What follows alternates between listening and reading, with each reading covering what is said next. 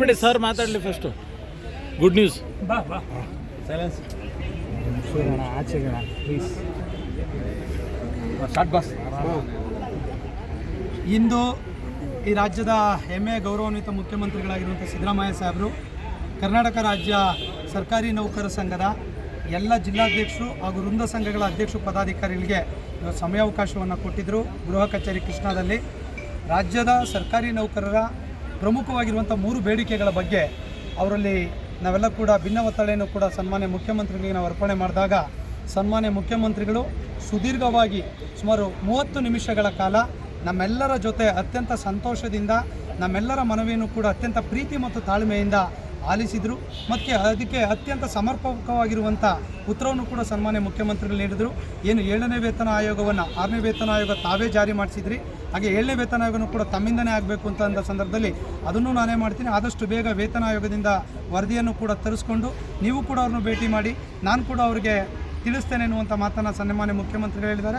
ಆದಷ್ಟು ಬೇಗ ವರದಿಯನ್ನು ತೆಗೆದುಕೊಂಡು ಅವ್ರು ಎಷ್ಟು ಶಿಫಾರಸನ್ನು ಮಾಡ್ತಾರೆ ನಿಮ್ಮ ಜೊತೆ ಚರ್ಚೆಯನ್ನು ಮಾಡಿ ಅದು ಅಂತಿಮವಾಗಿ ಆದಷ್ಟು ಬೇಗ ಆ 7ನೇ ವೇತನ ಆಯೋಗದ ವರದಿಯನ್ನು ಕೂಡ ನಾನು ಜಾರಿಗೊಳಿಸಿಕೊಡ್ತೇನೆ. ನಿಮ್ಮ ನೌಕರ ಪರವಾಗಿ ನಾನು ಇದ್ದೇನೆ ಎನ್ನುವಂಥ ಒಂದು ಸ್ಪಷ್ಟ ಸಂದೇಶವನ್ನು ರಾಜ್ಯದ 6 ಲಕ್ಷ ಸರ್ಕಾರಿ ನೌಕರಿಗೆ ಸನ್ಮಾನ್ಯ ಮುಖ್ಯಮಂತ್ರಿಗಳಾಗಿರುವಂಥ ಸಿದ್ದರಾಮಯ್ಯ ಸಾಹೇಬರು ನಮಗೆ ಇವತ್ತಿನ ನಿಯೋಗದ ಸಭೆಗೆ ಕೂಡ ತಿಳಿಸಿದ್ದಾರೆ. ಹಾಗೆ ಎರಡನೇದು ಪ್ರಮುಖವಾಗಿರುವಂಥದ್ದು ನೂತನ ಪಿಂಚಣಿ ಯೋಜನೆಯನ್ನು ರದ್ದುಪಡಿಸುವಂಥ ವಿಚಾರಕ್ಕೆ ಸಂಬಂಧಪಟ್ಟಂತೆ ಈಗಾಗಲೇ ಅದು ನಮ್ಮ ಮನಸ್ಸಿನಲ್ಲಿದೆ.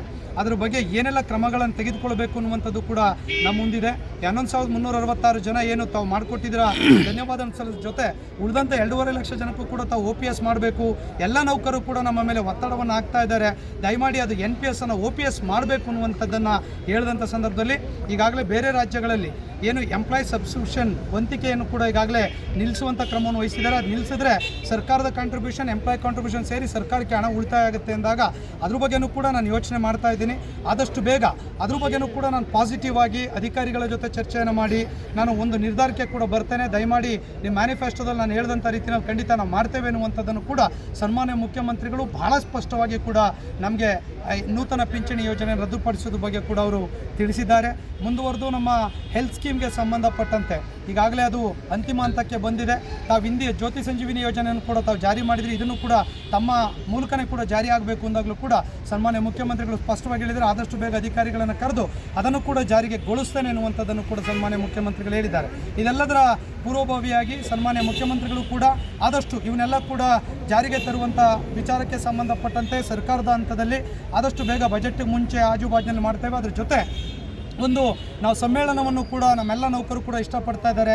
ತಮ್ಮ ಮಾರ್ಗದರ್ಶನದಲ್ಲಿ ಒಂದು ಸಮ್ಮೇಳನ ಆಗಬೇಕು ಅಂತ ಹೇಳಿದಂಥ ಸಂದರ್ಭದಲ್ಲಿ ಕೂಡ ಸನ್ಮಾನ್ಯ ಮುಖ್ಯಮಂತ್ರಿಗಳು ಬೆಂಗಳೂರು ಅಥವಾ ಮೈಸೂರಿನಲ್ಲಿ ಒಂದು ಸಮ್ಮೇಳನವನ್ನು ಬಜೆಟ್ ಹಿಂದೆ ಮುಂದಿನ ಡೇಟ್ನಲ್ಲಿ ನಾನು ಡೇಟನ್ನು ಕೊಡ್ತೇನೆ. ಎಲ್ಲ ನೌಕರರು ಕೂಡ ಸುಮಾರು 4 ಲಕ್ಷ ನೌಕರು ಒಟ್ಟಾಗಿ ಬಂದು ಆ ಸಮ್ಮೇಳನದಲ್ಲಿ ಭಾಗವಹಿಸಬೇಕು. ನಿಮ್ಮ ಕಾರ್ಯಕ್ರಮ ಯಶಸ್ವಿ ಆಗಲಿಕ್ಕೆ ಎಲ್ಲ ಸಹಕಾರವನ್ನು ಕೂಡ ಸರ್ಕಾರ ಕೊಡುತ್ತೆ. ನೀವು ಕಾರ್ಯಕ್ರಮಕ್ಕೆ ಡೇಟನ್ನು ಕೂಡ ಕೊಡ್ತೇನೆ. ಆ ಸಂದರ್ಭದಲ್ಲಿ ನೌಕರರು ಉದ್ದೇಶಿಸಿ ನಾನು ಕೂಡ ಮಾತನಾಡುವಂಥ ಸಂದರ್ಭವನ್ನು ಕೂಡ 2014ರಲ್ಲಿ ಮೈಸೂರಲ್ಲಿ ಮಾತಾಡಿದ್ರು, 2016ರಲ್ಲಿ ಬೆಂಗಳೂರಿನಲ್ಲಿ ಕೂಡ ಅವರು ಮಾತನಾಡಿದ್ದನ್ನು ಕೂಡ ಅವರೇ ನೆನಪು ಮಾಡಿಕೊಂಡ್ರು. ಬಹುಶಃ ಈಗಾಗಲೇ 8 ವರ್ಷ ಆದರೂ ಕೂಡ ಸನ್ಮಾನ್ಯ CM ಸಾಹೇಬರು ನಿಮ್ಮ ಸಮ್ಮೇಳನಕ್ಕೆ ಬಂದು ನಾನು ಮಾತಾಡಿದ್ದೇನೆ ಎನ್ನುವಂಥದ್ದನ್ನು ಕೂಡ ಅವರೇ ಕೂಡ ನೆನಪು ಮಾಡಿಕೊಂಡ್ರು. ಇದೊಂದು ಹಬ್ಬದ ರೀತಿಯಲ್ಲಿ ಆ ಕಾರ್ಯಕ್ರಮವನ್ನು ಮಾಡಿ ಎನ್ನುವಂಥ ಒಂದು ಸಂದೇಶ ಕೂಡ ಸನ್ಮಾನ್ಯ ಮುಖ್ಯಮಂತ್ರಿಗಳು ಕೂಡ ನಮಗೆ ಕೊಟ್ಟಿದ್ದಾರೆ. ಆ ಕಾರಣಕ್ಕಾಗಿ ಆ ಒಂದು ಸಮ್ಮೇಳನದಲ್ಲಿ ಎಲ್ಲ ಬೇಡಿಕೆ ಭರವಸೆಗಳು ಕೂಡ ಈಡೇರ್ತವೆ ಎನ್ನುವಂಥ ಅಷ್ಟರೊಳಗೆ ನಮಗೆ ಕೂಡ ವಿಶ್ವಾಸ ಇದೆ ಎನ್ನುವಂಥ ಮಾತನ್ನು ಕೂಡ ಈ ಸಂದರ್ಭದಲ್ಲಿ ಹೇಳಲಿಕ್ಕೆ ಬಯಸ್ತೇನೆ. ಸನ್ಮಾನ್ಯ ಮುಖ್ಯಮಂತ್ರಿಗಳು ಅತ್ಯಂತ ತಾಳ್ಮೆಯಿಂದ, ವಿಶ್ವಾಸದಿಂದ, ಅಭಿಮಾನದಿಂದ ನಮ್ಮೆಲ್ಲರ ಜಿಲ್ಲಾಧ್ಯಕ್ಷರುಗಳಿರ್ಬೋದು, ಬೆಂಗಳೂರು ರಾಜ್ಯ ಪರಿಷತ್ ಸದಸ್ಯರು, ಕ್ಯಾಡರ್ ಅಸೋಸಿಯೇಷನ್ ಪ್ರೆಸಿಡೆಂಟ್ಸ್ಗಳು, ಯಾಕಂದರೆ ಕಡಿಮೆ ಸಂಖ್ಯೆಯಲ್ಲಿ ಅವಕಾಶ ಇತ್ತು 50 ಜನಕ್ಕೆ ಮಾತ್ರ.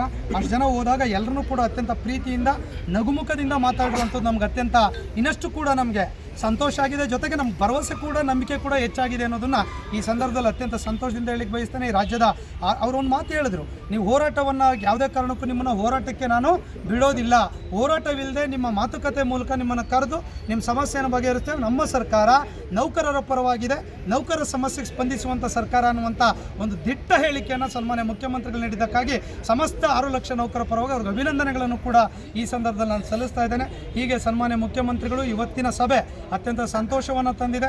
ನಮ್ಮೆಲ್ಲ ಪದಾಧಿಕಾರಿಗಳು ಕೂಡ ಅತ್ಯಂತ ಖುಷಿಯನ್ನು ಪಟ್ಟಿದ್ದಾರೆ. ಯಾಕಂದರೆ 6 ತಿಂಗಳ ಅವಧಿನಲ್ಲಿ ನಮ್ಗೆ ಅವಕಾಶಗಳು ಸಿಕ್ಕಿರಲಿಲ್ಲ. ಇವತ್ತು ಸನ್ಮಾನ್ಯ ಮುಖ್ಯಮಂತ್ರಿಗಳ ಸಮಯಾವಕಾಶವನ್ನು ಕೊಟ್ಟು ನಮ್ಗೆ ಕೊಟ್ಟಿರುವಂಥ ಕಾರಣಕ್ಕಾಗಿ ಎಲ್ಲ ಜಿಲ್ಲಾಧ್ಯಕ್ಷರುಗಳು ಕೂಡ ಅತ್ಯಂತ ಸಂತೋಷವನ್ನು ಪಟ್ಟಿದ್ದಾರೆ. ಎಲ್ಲ ಕ್ಯಾಡರ್ ಅಸೋಸಿಯೇಷನ್ ಕೂಡ ತುಂಬ ಸಂತೋಷವನ್ನು ಪಟ್ಟಿದ್ದಾರೆ. ಆದಷ್ಟು ಬೇಗ ಹಂತವಾಗಿ ನಮ್ಮೆಲ್ಲ ಬೇಡಿಕೆಗಳು ಪೇ ಕಮಿಷನ್ ಇಂಪ್ಲಿಮೆಂಟ್ ಹಾಗೆ ಅವರೇ ಹೇಳಿದ್ರು 30% ನಾನೇ ಯಾರನ್ನು ಏನು 6 ಪೇ ಕಮಿಷನನ್ನು ಅನೌನ್ಸ್ ಮಾಡಿದ್ದು 10,500 ಕೋಟಿ ಖರ್ಚಾಯಿತು, ತುಂಬ ಸಂಬಳ ಜಾಸ್ತಿ ಆಯಿತು. ಈಗಲೂ ಕೂಡ ನಾನು ಅದನ್ನು ಕೂಡ ನನ್ನ ಮೂಲಕನೇ ನಾನು ಮಾಡಿಸ್ಕೊಡ್ತೇನೆ ಅನ್ನುವಂಥ ಮಾತನ್ನು ಹೇಳಿದ್ದಾರೆ. ಭಾಳ ಜನ ನೌಕರು ಹೇಳ್ತೀರಿ ಯಾವಾಗ ಆಗುತ್ತೆ ಏನಾಗುತ್ತೆ ಅಂತ. ಆದಷ್ಟು ಬೇಗ, ಯಾಕಂದರೆ ಇವಾಗ ಅವ್ರ ಗಮನಕ್ಕೆ ತಂದಿದ್ದೇವೆ. ನಮ್ಮ ಸೀರಿಯಸ್ನೆಸ್ಸು ರಾಜ್ಯದ ನೌಕರ ಒತ್ತಡನೂ ಕೂಡ ಅವ್ರ ಮುಂದೆ ಮಂಡಿಸಿದ್ದೇವೆ. ಅವರು ಕೂಡ ಪಾಸಿಟಿವ್ ಆಗಿದ್ದಾರೆ. ಎಲ್ಲೂ ಆಗಲ್ಲ ಅನ್ನುವಂಥ ಪರಿಸ್ಥಿತಿಲಿಲ್ಲ, ಖಂಡಿತ ಮಾಡಿಕೊಡ್ತೇನೆ ಅನ್ನುವಂಥ ಮಾತು ಹೇಳಿರೋದ್ರಿಂದ ಪೇ ಕಮಿಷನ್ ಮತ್ತು NPS OPS ಆಗುವಂಥ ವಿಚಾರದಲ್ಲಿ ಸನ್ಮಾನ್ಯ ಮುಖ್ಯಮಂತ್ರಿಗಳು ಅತ್ಯಂತ ಫಲಪ್ರದವಾಗಿ ನಮ್ಮ ಜೊತೆ ಇವತ್ತು ಮಾತುಕತೆ ನಡೆದಿದೆ. ಹಾಗಾಗಿ ರಾಜ್ಯದ ನೌಕರರು ನಮ್ಮ ಪದಾಧಿಕಾರಿಗಳು ಅತ್ಯಂತ